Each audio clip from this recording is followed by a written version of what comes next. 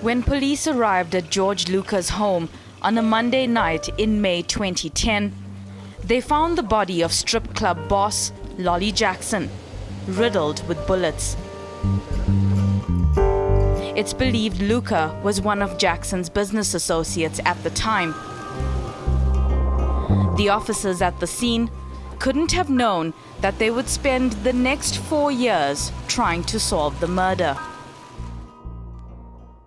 Lolly was always the one that took care of me, and now my anchor was gone and I had to step up and become the businesswoman.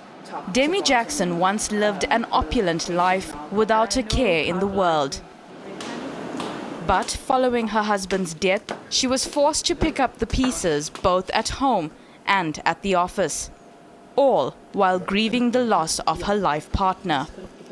There was a lot of problems, as everybody knew, with SARS and the money laundering stories and stuff like that, but we had a lot to fix.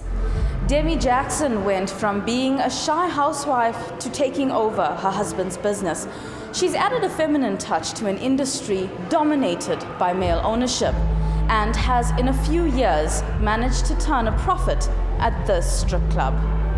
Since I've taken over, most of the female clientele and couple clientele feel much safer to come here and have a drink and watch beautiful girls dance. Since Lolly passed, it's picked up 30%, so that is a big climb.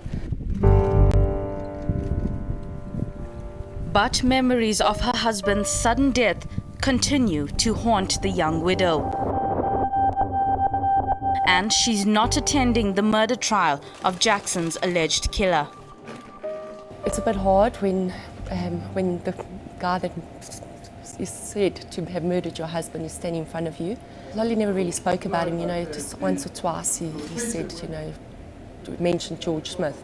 But I didn't know if he was Lolly's friend or if he was just a business associate. Luca has always maintained his innocence, but claims to know who pulled the trigger.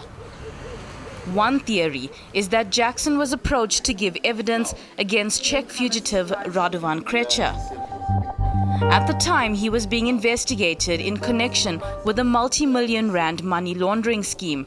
It's believed Jackson may have been killed to keep him silent. This and other theories will be tested when Luca finally has his day in court. Narissa Subramani, Johannesburg.